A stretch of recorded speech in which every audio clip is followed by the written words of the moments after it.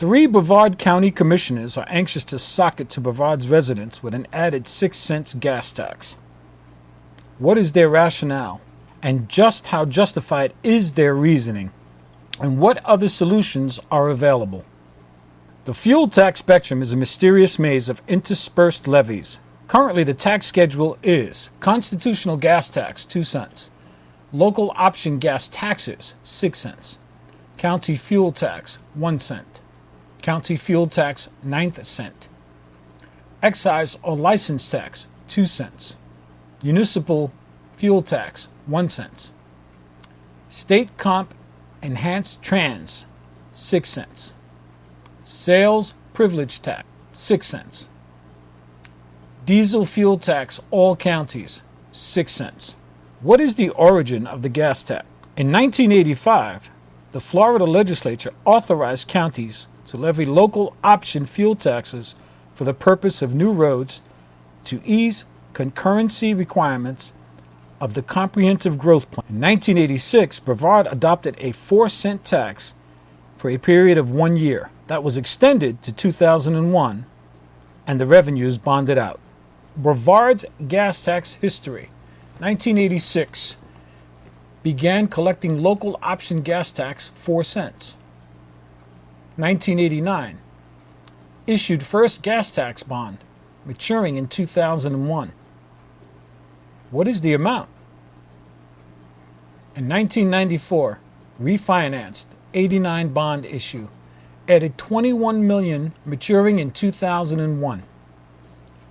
2000 to 2005, no debt service. 2001 bond refinance and extended to 2011. 2005, $48.535 million bond issued, 10-year maturity to 2015. 2005, $25.525 million constitutional gas tax bond. Funding of 2000 issue extended to 2011. 2007, $48.435 million issued, maturity 2037. Interest only, no principal due until 2027. Varying payback periods through 2037. 2014, $32.025 million bond to partially fund early pay for the 2005 bond, maturing 2026. 2015, $14,063,823 CGT bond to refund the 2005 bond above to 2020 to effect interest savings of $915,120. The total bonded amount would need some forensic analysis to determine balances remaining before refinancing. Public Works, which encompasses all road construction, design, maintenance, and ancillary functions, has several revenue sources. The department lists 212 employees. Parks lists 288 employees. Which is the priority?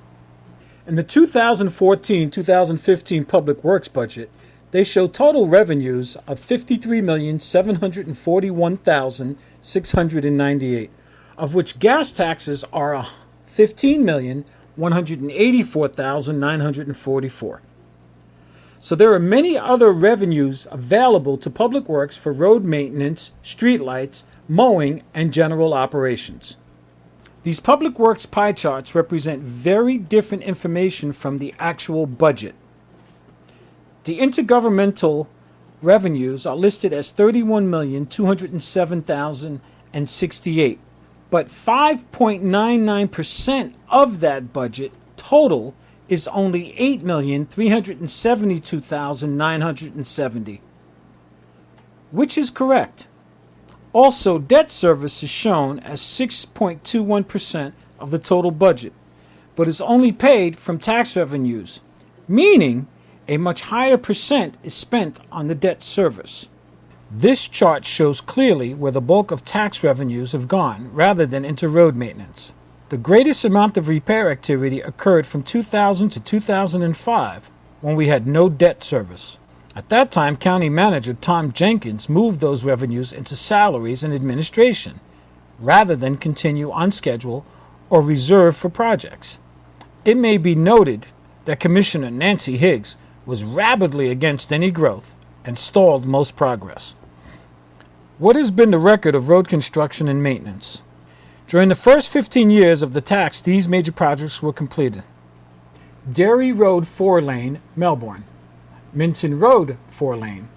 Wickham Road 4-lane with turn, 75% completed. Malabar Road 4-lane. Grissom Parkway, 10 miles. I-95 connections. North Courtenay Parkway. Merritt Avenue, 520. Pineda Extension. Apollo Boulevard.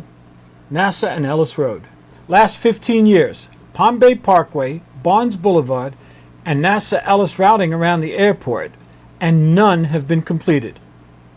Back in 2007, Florida Today lauded the Brevard commissioners for biting the bullet and making the right move in issuing a $50 million bond for 30 road projects, stating there was some 470 miles of backlog.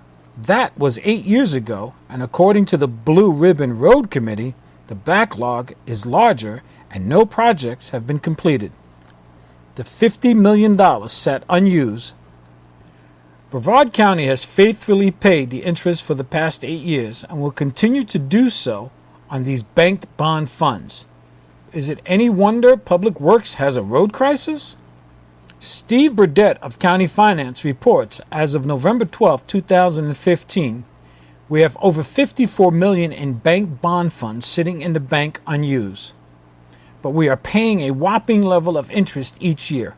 The IRS has asked why they were not used as intended, since arbitrage rules disallow borrowing for the purpose of investment interest. Why are the cities clamoring for this tax? The counties receive 47.14% of gas tax, the cities 52.86%. If we are concerned about county roads, is this a good business arrangement? Granted, most roads projects are jointly funded, but the county does not participate in the city tax. Unless per capita income remains in sync with the government increases, the resident will only see a declining household income, a declining quality of life, and an increasing struggle to cope. The only reason for government to change this formula is extremely bad management, failure to protect the integrity of levees, and misplaced extravagance of local authority. Does it make sense to borrow at 5% and invest at 1.5%?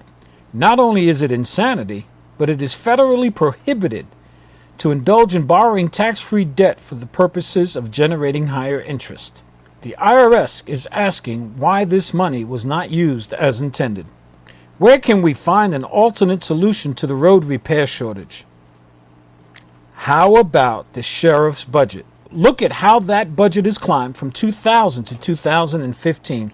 Where does it say government can take your dedicated taxes in the general fund and disperse them to charitable organizations? Possibly even some you would not approve of. Of course, the commissioners would need the spinal stamina to take the political pressure, the threat to lose campaign funds and votes. Are we getting a snow job at the magnitude of this problem?